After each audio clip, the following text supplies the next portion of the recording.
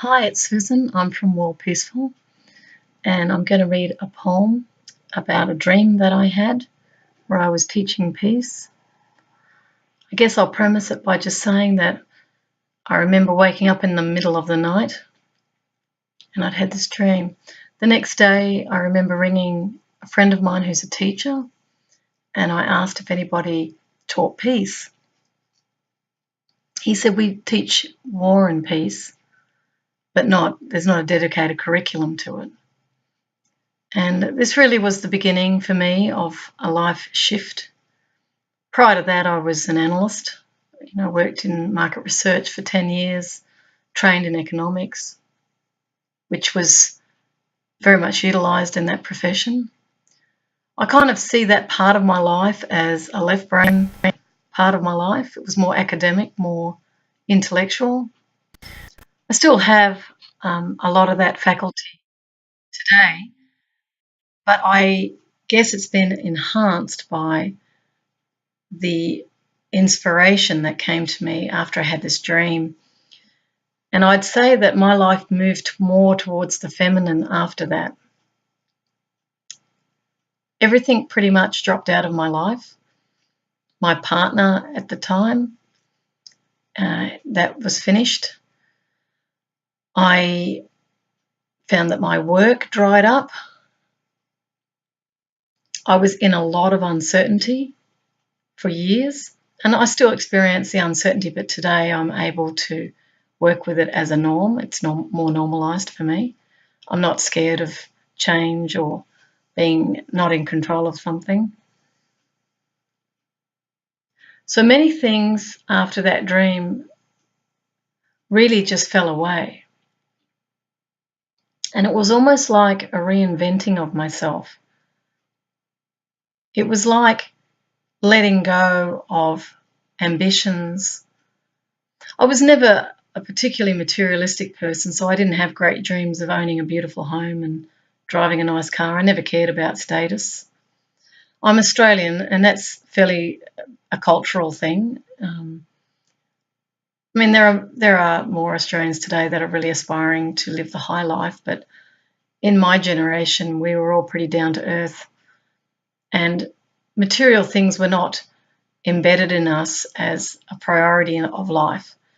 I didn't have parents that wanted me to go down the university route. They didn't even consider university for me.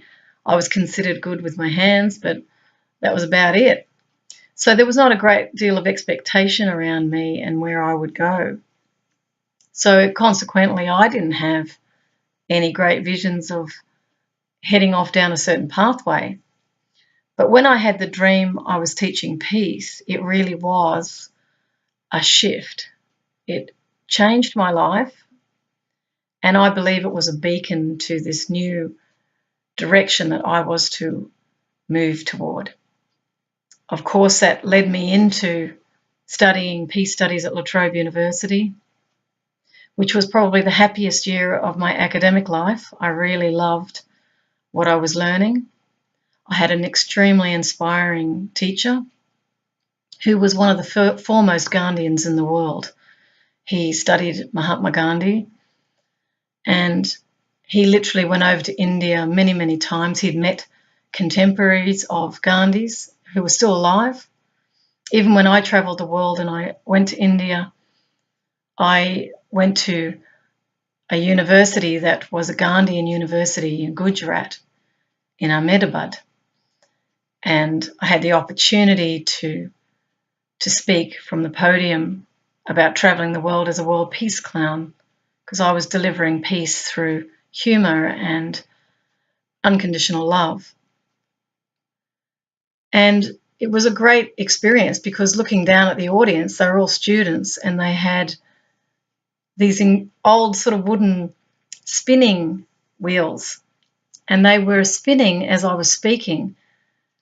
Now, in a Western university, that would never be the case, but it was a technique that they obviously embodied from Gandhi's era, who talked about homespun.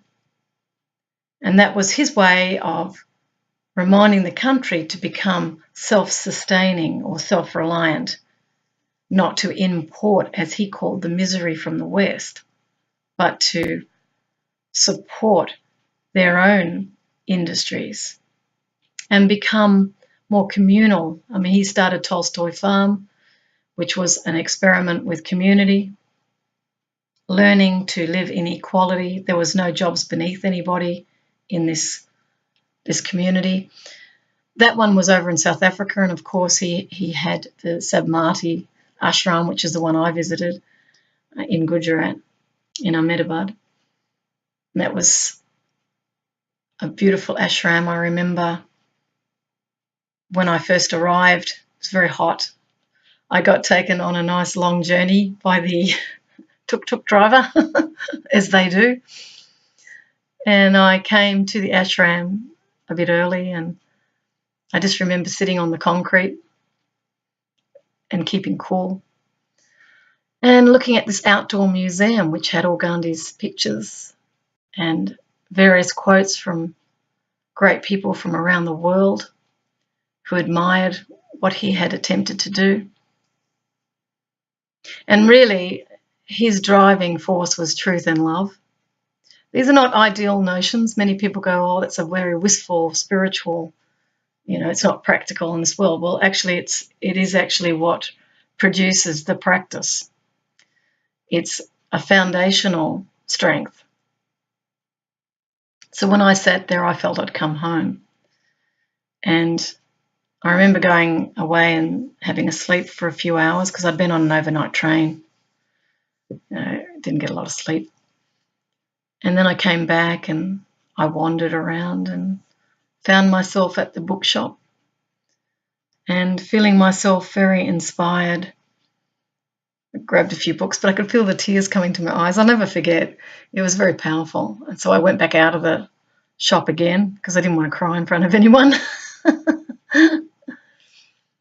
And then I mustered my composure and I marched back into that shop and I grabbed a book of Gandhi's and Vinobi. I remember Vinobi I was drawn to. And then I walked up to the counter and that's when I started crying. And I laughed at the same time, saying to her, I'm not upset, I'm just inspired. So this beautiful woman who was what they would call a satyagrahi, she wears white, she offered to take me around the ashram and on a tour. And of course I was very keen to do that because I'm intuitive. So, my intuitive life is what really brought me there. I've studied Gandhi, but that was an intuitive decision. I felt connection when I saw his movie, in actual fact. I cried through it and I knew that obviously it was connected to my life and what I resonate with. He was speaking in a language that I understood. So when we went to his room, she unlocked the door and we walked in together and I saw the spinning wheel in the corner and he had some mapping on Satyagraha, which was in a circle, which is a very interesting way of mapping. Circles are concentric, completing, expanding, spiraling in actual fact. His staff was in the corner of the room and I picked it up and I sat on the floor with her. We sat on either side of the spinning wheel and I talked about my Real Hope program, which is acronym for responsibility, empathy, awareness, love, honesty, oneness, peace, enjoyment, and service. I see those as universal values that across all culture, they are about unity. So these are intrinsic, they're not cultural values. That means that each of us has it inherent within ourselves. So when I allow that intrinsic part of myself to express, like responsibility, I have the ability to respond, or empathy, I'm standing in your shoes, or awareness, I'm simply noticing without judgment, I'm becoming aware, or love, I feel love and then I see, or I am seeking truth, then therefore I see. Truth, of course, is honesty and that real hope. Oneness is an acknowledgement that I'm one with everything. I'm not separate. Even though it appears that I'm separate, intrinsically I know I'm connected. And there's plenty of evidence to suggest that's true. Whenever we have a sense that someone's going to ring, or we feel we've been somewhere before, these are all clues. That idea that I recognize myself in others is very much inherent within oneness. And of course, peace is yin and yang. It's the balance of the opposites. Of course, life is always going to have contrast and clashing up of differences. That's part of the dynamic that is supposed to propel us into higher visions. It's supposed to propel us into innovation. It's not supposed to become an us and a them, where the very differences become seen as threatening. What we end up doing is we keep directing negatively at these differences and we expand them. The more energy we give to that difference, the more we see it, the more we lock it in. It actually manifests. What you think about, you bring about. What you look at expands. So what you resist persists. What you look at disappears. Resistance, negativity, fighting against anchors things more. If you don't want something, you simply shift your focus and you focus on something other than that. If that situation is in your immediate life, have to look at the discord within yourself. There are laws of attraction that bring things to our doors. It's no wonder things repeat. There's something not learned. See, that's the mystical part of the life that's not taught in a university or an academic space. We tend to work off rational, logical, provable outcomes. And when there's a consensus around it, it's validated. The mystical side has always been relegated to the side because it's not a tangible thing. It's not something we can pick up and have a look at and measure and weigh. It's actually something that we have to move into an intuitive sense, which is innate within us, but it needs developing. So those who can't sort of sense that would say it doesn't exist, and for them it doesn't. But for those it does exist for, it's a very real phenomenon. And it becomes a navigation through life. It's like a seventh sense, in a sense, if I can say that, inner sense. So that was peace, and enjoyment, of course, is happiness, and it's inner joy that's expressed through being in alignment with who you really are. That's why I often talk about be who you really are, to thine own self be true. That's your job in this life, is to understand who you are through this contrasting life. And the last one is service, and that's why I do what I do. In all the work that I've done, it's in service to humanity because of the love I feel, which is becoming more and more expanded within myself. The more I let go of attachments, the more I become fearless, the more I sit in understanding of everybody, because it's not for me to judge everybody. I mean, I will write blogs and I'll make comments. Whatever I feel at the time to communicate, I will. But it's typically coming from a base of peace, where I'm seeking to share an alternative view with someone who may not have really understood a different view. I'm also open to being wrong, because there'll be certain things that I don't know much about, obviously. I can only really share from my perspective in that moment. So having said that, I'm going to now read a short poem I wrote from that moment of being inspired to teach peace, which has become my life's work, and I've taught it in lots of ways, and I realised that it was not really about a classroom, which I thought and I'd hoped with my Real Hope work that I was going to be teaching children in schools. But it's actually manifested in lots of different ways, but I'm always teaching. So you can't really take the teacher out of the classroom. So this is the poem. Awakened from a dream, I'm teaching peace to children is the scene. My reality fades into the dream of life. Cocooned by distractions, thoughts in fractions. Peace resides in the spaces, invisible and yet alive, in the corners of my mind. If I seek it, I do not find, because the seeking pushes it away into the arms of the sublime. Piecing together the mystery on the trail of truth. In completion, the house has no roof, but I see the stars, and they navigate my way.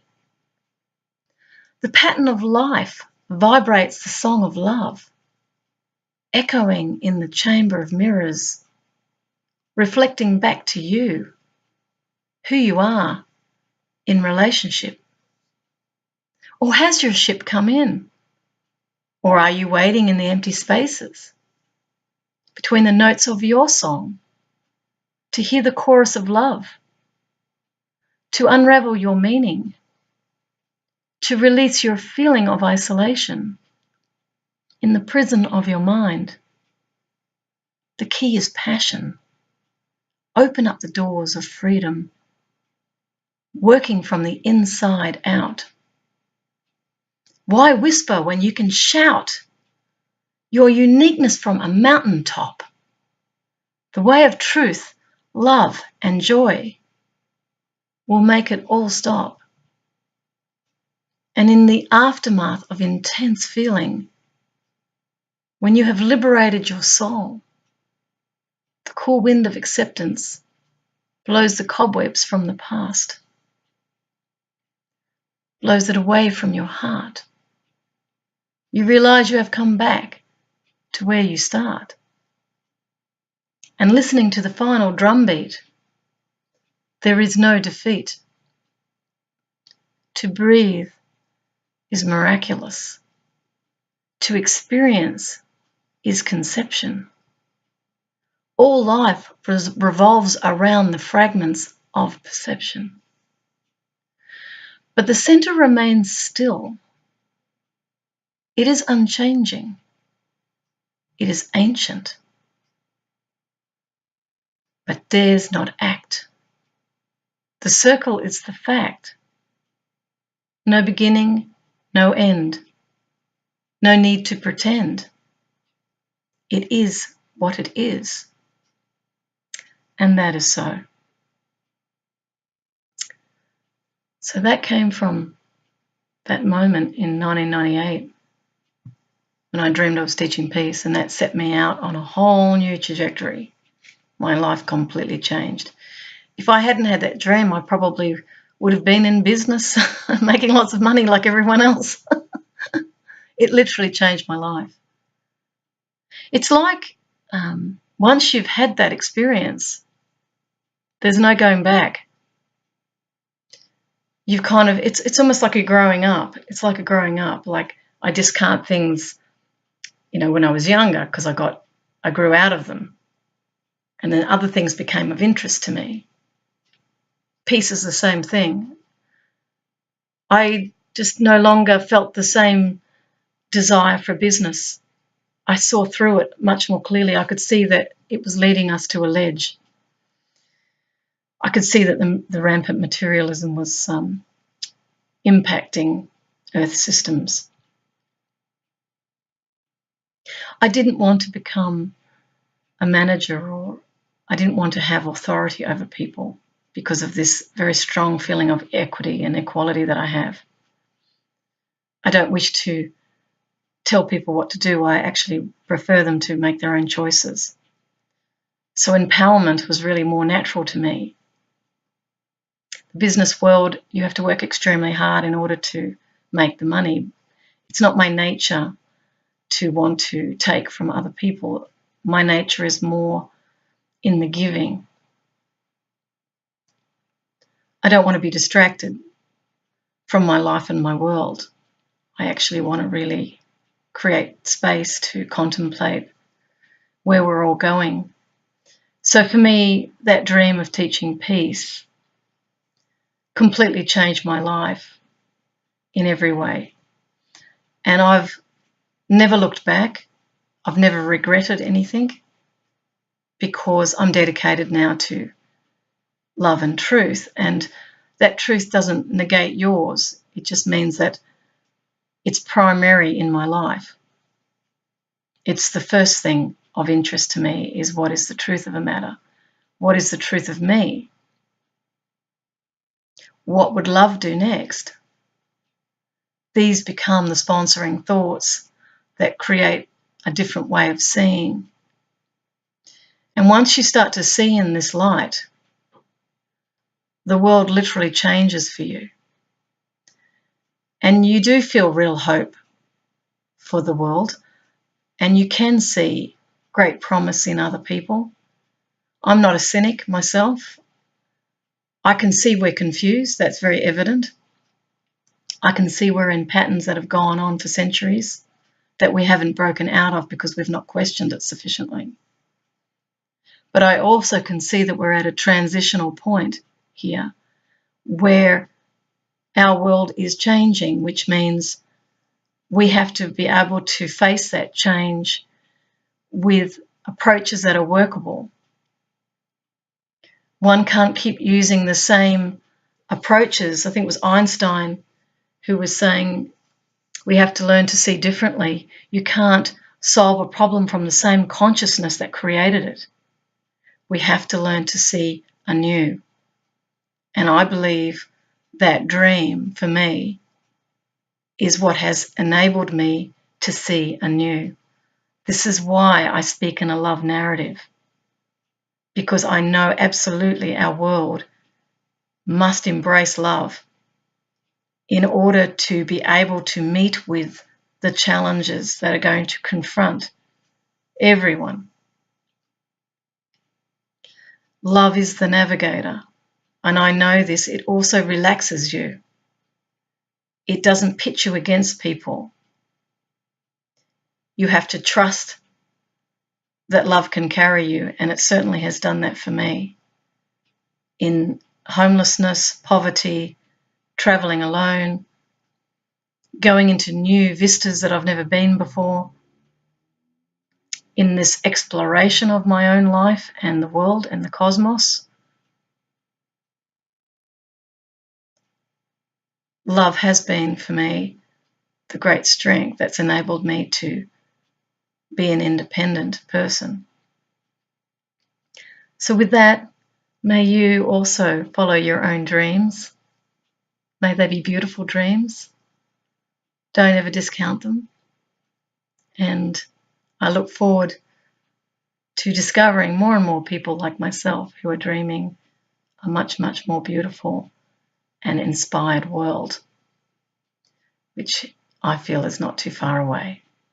Take care. Bye.